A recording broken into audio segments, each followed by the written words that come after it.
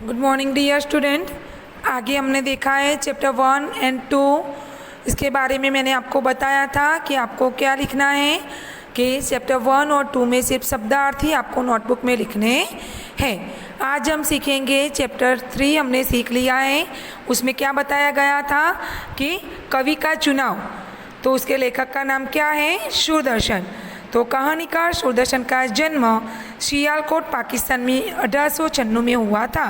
इनकी कहानियों का मुख्य उद्देश्य समाज तथा राष्ट्र को स्वच्छ एवं सुदृढ़ बनाना रहा है।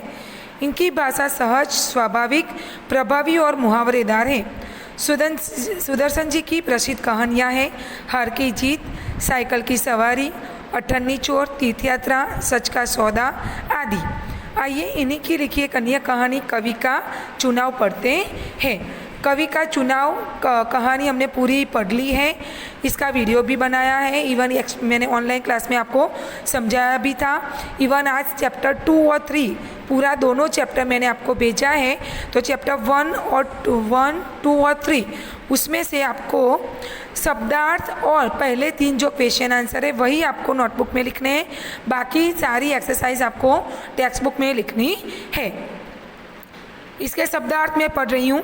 मधु, शहद, नामावली, नामा की सूची, देन, काव्य, कविता, यातनाओं, कष्टों, दुर्दशा, बुरी हालत, गुजर गई, बीत गई, चली गई, प्रभात, शुभ, उच्च कोटि, ऊंचा दर्जा या स्थान। इसके बाद है इसके जो क्वेश्चन आंसर है, मैंने जो अभी आपको बताया कि आपको कौन से 3 क्वेश्चन आंसर नोटबुक में लिखने हैं। तो यहाँ पे बोलकर जो लिखा है वो महाराज को किसकी ज़रूरत थी? तो महाराज को सच्चे कवि की ज़रूरत थी। नौजवान मंत्री किस बात का फैसला नहीं कर पाया? तो नौजवान मंत्री सच्चे कवि के चुनाव का फैसला नहीं कर पाया। महाराज 6 महीने बाद कहाँ गए? महाराज 6 महीने बाद कवियों के कैदखाने में गए। महाराज ने कवि को क्या काम सौंपा? महाराज ने कवि को रोज एक दोहा सुनाने का काम सौंपा। तो आपको पार्ट 2 और 3 और फर्स्ट तीनों में शब्दार्थ के बाद जो बोलकर वाले क्वेश्चन आंसर है वही आपको नोटबुक में लिखने हैं। इसके बाद ये सारी एक्सरसाइज आपको टेक्स्ट बुक में लिखनी है। फैसला न कर पाने पर मंत्री ने क्या किया? फैसला न कर पाने पर मंत्री ने एक कागज पर सुनहरे रंग से 1001 कवियों के नाम लिखे। दूसरा क्वेश्चन है, महाराज ने 4 घंटे तक विचार करने के बाद क्या आज्ञा दी? इन सब को कैद कर दो, इनसे कोल्हू चलवाओ और हुक्म दे दो कि अब से जो आदमी कविता करेगा उसे हमारे शहर का सबसे बलवान आदमी 100 कोड़े मारेगा। तो उसमें से पता चल जाएगा कि सच्चा कवि कौन है। 101 कवियों में से एक कवि कैसा था? तो जो मोर महल के ऐशो आराम के बीच भी अपने मन के भावों को शब्दों में बांधता रहा था। पहले 1001 कवि थे, उसमें से जब कैदखाने में डाला गया तो उसमें से 101 कवि उन्होंने कविता बनाई थी। तो 101 कवि ने महल में रखा गया। तो बाद में जब ऐशाराम मिले तो 100 कवियों ने कुछ नहीं किया, लेकिन उसमें से एक ही कवि ऐसा था जिसने अभी तक अपनी कविता लिखना शुरू रखा।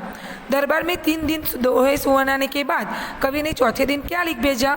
तो 3 दिन दोहा सुनाने के बाद कवि ने लिख भेजा कि मुझसे इस तरह की कविता नहीं हो सकती, मैं गाँव भावों का कवि हूँ, किसी की मर्जी का गुलाम नहीं। फिर उसने महल में गाना गाने की कहानी दोहा सुनाने के लिए मना कर दिया। दूसरा क्वेश्चन है, सही है कि गलत? महाराज ने अपने मंत्री से सेनापति ढूंढने के लिए कहा, गलत। दूसरे दिन मंत्री ने नगर में घोषणा करवा दी, सहित 1001 कवियों में से 101 कवि निकाले गए, गलत। कवि ने दरबार में जाकर महाराज को एक गीत सुनाया, गलत। महाराज ने कहा, नहीं यह अभागा नहीं, यह कवि है। इसके बाद है सही उत्तर चुनकर कवि की ज़रूरत कहाँ के लिए थी? दरबार के लिए, घर के लिए, कवि सम्मेलन के लिए, दरबार के लिए। मंत्री ने किस रंग के कागज पर कवियों के नाम लिखे? सफ़ेद, गुलाबी या सुनहरे? सुनहरे। महाराज ने कवि के घर क्या पहुंचाते रहने के लिए कहा? तनख्वाह। इसके बाद है एक सच्चा कलाकार कैसा होना चाहिए, ये आपको अपने शब्द में लिखना है। इसके बाद नीचे लिए शब्दों में ए या लगाकर बहुवचन शब्द बनाइए। जिस तरह एक वचन और बहुवचन शब्द बनते हैं तो एक ही मात्रा अनुस्वार या चंद्रबिंदु कहाँ लगता है वो बताया गया है। उपमा, उपमाएं, आँख, आँखें, कृति कृतियाँ, गढ़ी गढ़िया। इसके बाद है कविता कविताएं, कला कलाएं, कड़ी कड़िया, कोटि कोटिया। इसके बाद उपसर्ग उपसर्ग यानी कि लगाकर नए शब्द, जो शब्द के आगे आता है उसको उपसर्ग कहते हैं, जो शब्द के पीछे आता है उसे प्रत्यय कहते हैं। दूर प्लस दशा दुर्दशा, दूर प्लस भाग्य दुर्भाग्य, नीर प्लस भय निर्भय, अप प्लस मान अपमान, उप प्लस स्थित उपस्थित, नि प्लस युक्त नियुक्त। इसके बाद जो शब्द दिए गए उसमें स्त्रीलिंग कौन सा है और पुल्लिंग कौन सा है वो बताना है। मंत्री ने विनय से सिर झुकाया, मंत्री पुल्लिंग। कवि ने अपनी कविता सुनाई, कविता स्त्रीलिंग। यह आदमी कितना अभागा है, अब आदमी पुल्लिंग। कवि ने दरबार में दोहा सुनाया, कवि पुल्लिंग। इसकी तनख्वाह इसके घर पहुंचती रहे, स्त्रीलिंग। इसके बाद है वाक्य में क्रिया पदों से मालूम होता है कि संज्ञा का लिंग क्या है। क्रिया यानी कि जो शब्द जिससे वाक्य की पूर्णाहुति होती है, क्रिया बीच में भी आ सकती है, अंत में भी आ सकती है। जैसे कि सुनाई, मंत्री, तो जो भी शब्द बोला जाता है तो उसकी लिंग पता चलती है। इस तरह इसमें कई बार क्या होता है कि इस वक्त पहले विशेषण शब्द, विशेष्य यानी विशेषण, तो जो नाम में संज्ञा में विशेष बताता है, गुण बताता है, उसे विशेषण कहते हैं। तो यहाँ पे विशेष्य क्या है, भाव सुंदर, रंग सुनहरा, कवि सच्चा, आदमी बलवान, गढ़िया काली। इस तरह जो शब्द संज्ञा शब्दों की विशेषता बताते हैं विशेषण कहलाते हैं। ये जिन शब्दों की विशेषता बताते विषय विशेषण कहते हैं। इसके बाद क्रियाकलाप में जो है प्रत्येक व्यक्ति को कोई ना कोई शौक अवश्य होता है। जैसे किसी को बागबानी का तो किसी को चित्रकारी, आपको भी कोई ना कोई शौक अवश्य होगा। 4-5 पंक्तियों में अपने किसी शौक के बारे में लिखिए। इसके बाद है नीचे कुछ कलाओं के चित्र दिए गए, पहचान कर इन कलाओं का नाम तथा इनके कलाकार को क्या कहते हैं यह भी लिखना है। कला मूर्ति बनाना, कलाकार कला, नृत्य नृत्यकार, कला। इसके बाद है यदि वह कवि प्रतिदिन दरबार में आकर राजा को दोहा सुनाता रहता तो क्या उसके प्रति राजा इतनी श्रद्धा रखता, उसका इतना सम्मान करता, तब क्या वह कवि सच्चा कलाकार नहीं कहलाता। तो कई बार क्या होता है जो अपनी पसंद की, इसमें क्या बताया गया है कि हमारा जो कार्य है, कवि का चुनाव जो पाठ है उसमें इतना बताया गया है को हमारा जो कार्य है, हमारी जो इच्छा है वो कोई भी समय हो, अच्छा समय हो, बुरा समय हो, ठीक है, सुख हो या दुख है, जो भी है वो समय में हमारा कर्तव्य, हमारा कार्य हमको करते रहना चाहिए। तो फिर से बता रही हूँ, पार्ट 2 और 3 दोनों मैंने भेजे हैं, शब्दार्थ लिख देने और साथ साथ में पाठ भी आपको पढ़ते रहना है। इवन जो ग्रामर के टॉपिक्स मैं आपको भेजने वाली हूँ इसके साथ साथ वो भी आपको पढ़ना है। जिस तरह शब्द से वर्ण, सबसे पहले क्या होता है स्वर व्यंजन, स्वर व्यंजन में वर्ण होता है, जैसे क प द द न प, ये सारे क्या है वर्ण। वर्ण से क्या बनता है शब्द, जैसे कि क प्लस प कप, ठीक है। इसके बाद मात्रा वाले शब्द कैसे बनते हैं, जैसे क प्लस आ की मात्रा प्लस ग प्लस च, तो कागज। और तो जैसे कि वर्ण को जोड़कर शब्द बनाया, इसके बाद मात्रा को जोड़कर शब्द आया, फिर होता है वर्ण विच्छेद। तो वर्ण विच्छेद क्या है, जब मात्रा को जोड़कर हम शब्द बनाते हैं तो उसको जो शब्द दिया गया है उसको अलग करना है, स्वर को अलग करना है। जैसे कि मैं यहाँ पे आपको बता रही हूँ, 1 मिनट, यहाँ पे बताया गया है, देखो जन्म, तो ज प्लस अ प्लस न प्लस म प्लस अ, तो इसको क्या किया गया वर्ण विच्छेद किया गया, ठीक है। तो सारों आपको पढ़ना है और जो मैंने वीडियोस में भेजे हैं वर्ण ग्रामर टॉपिक्स में वर्णों को जोड़कर शब्द बनाओ, मात्राओं को जोड़कर शब्द बनाओ और वर्ण विच्छेद, वो आपको आपकी हिंदी की नोटबुक में लिखना है। मौखिक भाषा, सांकेतिक भाषा, ज्यादातर हम 2 ही भाषा का उपयोग करते हैं, मौखिक भाषा और लिखित भाषा। इसके बाद आता है शब्द, वर्ण, वाक्य। तो आज हम जो टॉपिक सीखने वाले हैं उसमें वर्ण से क्या बनता है शब्द, और शब्द से क्या बनता है वाक्य। तो जो शब्द बनता है, मैंने पहले ही आपको बोला था, इस बार भी बोल रही हूँ, जो शब्द होता है जब हम शब्द बनाते हैं तो वो वर्ण को जोड़कर, तो आज हम जो शब्द बनाने वाले हैं वो है वर्ण को जोड़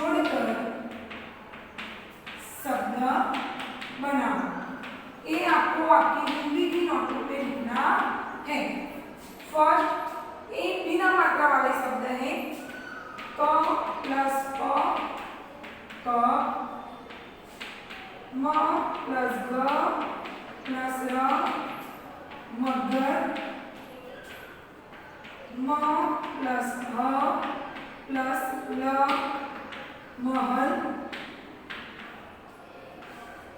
ह प्लस व प्लस न हवन,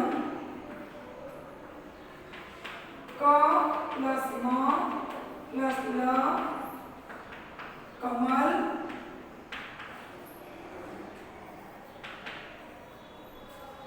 इसके बाद में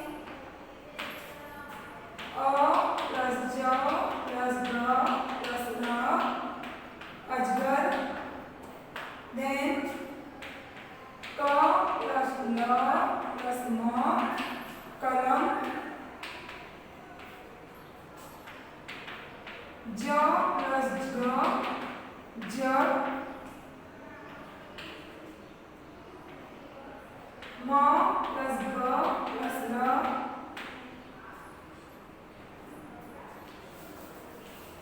इसके बाद है वर्णों को जोड़कर यानी उसमें मात्रा नहीं आती। मैंने पहले भी आपको बताया था कि जब हम शब्द बनाते हैं तो बिना मात्रा वाले शब्द होते हैं और मात्रा वाले शब्द भी होते हैं। तो ये सब जो शब्द हुए वो क्या है, बिना मात्रा वाले शब्द हैं, जिसे हम कहेंगे वर्णों को जोड़कर शब्द बनाओ। फिर है स प्लस र प्लस क प्लस स सर्कस, ये दो वर्णों को जोड़कर, तीन वर्णों को जोड़कर, चार वर्णों को जोड़कर शब्द बनाना है। देन 10 नंबर है, क्या बनाएंगे, क प्लस म क मगर महल हवन कमल, फिर है क प्लस ल प्लस श कलश। ओके, तो ये सारे शब्द इस तरह जो शब्द बनाए गए होंगे, ये सारे शब्द आपको आपकी हिंदी की नोटबुक में लिखने हैं। लेकिन इस तरह मैं आपको बता रही हूँ कि वर्णों को जोड़कर जब शब्द बनाया जाता है तो इस तरह बनाया जाता है। इसके बाद में अभी हमने जो सीखा है वर्णों को जोड़कर शब्द है, अभी हम सीखेंगे वो है मात्राओं को जोड़कर शब्द बनाओ। जिस तरह हमने स्वर की सारी मात्राएं जोड़कर बारकड़ी बनाई है, इस तरह मात्रा को जोड़कर शब्द बनाओ।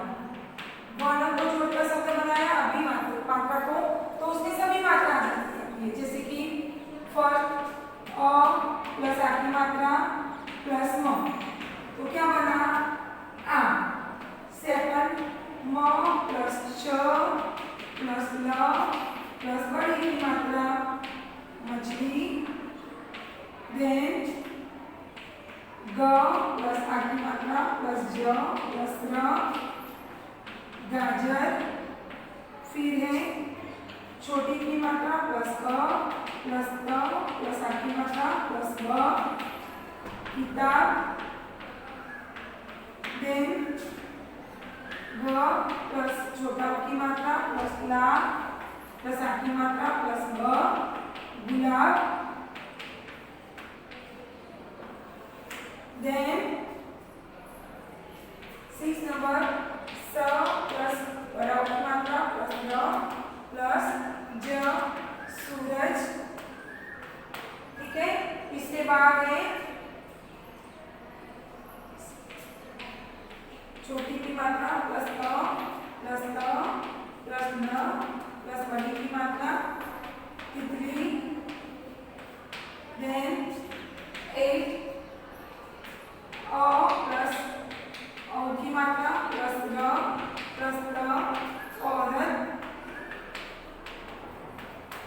फिर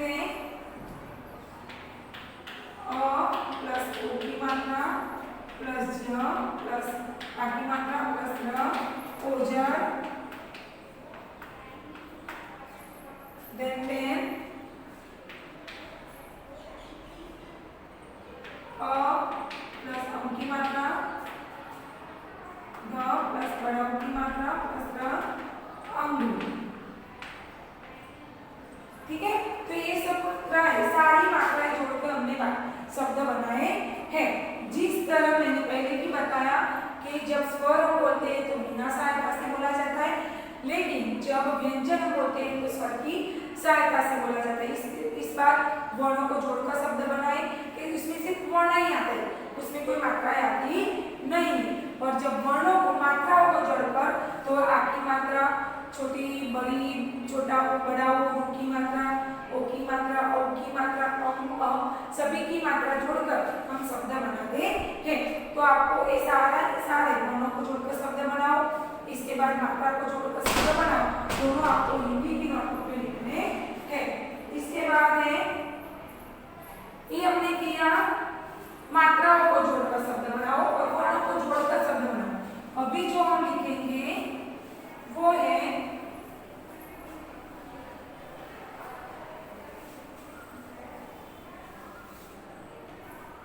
वो क्या है, वर्ण विच्छेद।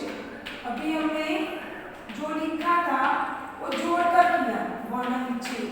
ओके, अभी मैंने जो शब्द बनाए क प्लस प तो क्या बना क, लेकिन अभी वर्ण विच्छेद, तो वर्ण विच्छेद कैसे हो सकता है, मैं एग्जांपल दे रही हूँ जिसमें वर्णों को यानी कि जो व्यंजन होते हैं उसमें से स्वर और व्यंजन को अलग करना है। किस तरह मैं बताती हूँ आपको।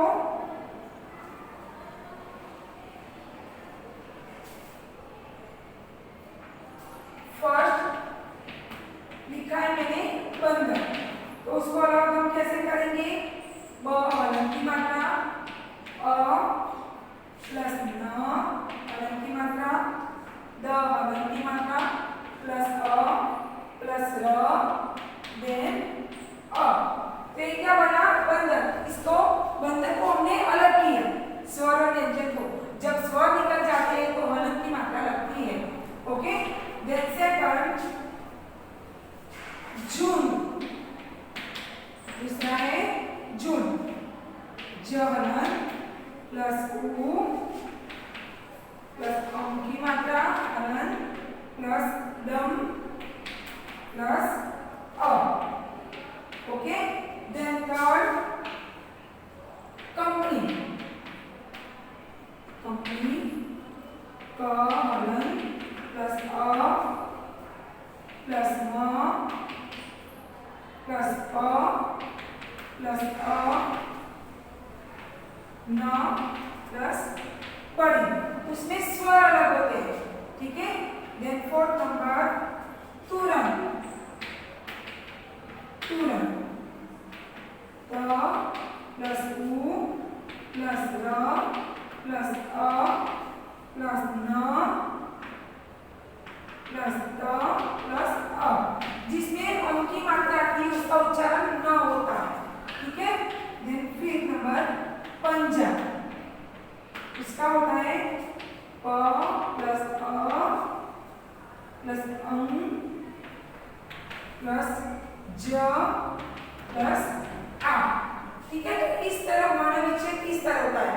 हमने पहले देखा वर्णों को जोड़कर शब्द बनाओ, मात्राओं को जोड़कर शब्द बनाओ, देन वर्ण विच्छेद। तो वर्ण विच्छेद में स्वर और व्यंजन को अलग किया जाता है। तो इसके बाद हमने जो सीखा है, ग्रामर टॉपिक्स हमने सीखे हैं, इसके बाद मैं आपको बता रही हूँ कि जिस तरह हमने 2 पार्ट सीखे और स्वर व्यंजन और बात की आपको हर रोज रीडाइट यानी कि आपको हर रोज पढ़नी है ताकि आपको समझ में आए और कौन सी मात्रा कहाँ पर रखी जाती है वो आपको समझ में आए। आज हमने जो व्याकरण के टॉपिक देखे, वर्ण विच्छेद सबसे पहले लिखने आज की डेट डालनी है आपको, इसके बाद वर्ण विच्छेद, सब मात्राओं को जोड़कर शब्द बनाओ, देन वर्ण विच्छेद, वो तीनों आपको आपकी हिंदी की नोटबुक में लिखने हैं। फिर से बता रही हूँ, हिंदी भी जरूरी है, साथ साथ में जो मैं फोटोज भेजती हूँ तो भी लिखना नहीं है, टेक्स्ट बुक में आपके पास नहीं है तो, लेकिन साथ साथ में पढ़ते भी रहना है। God bless you, have a nice day, take care.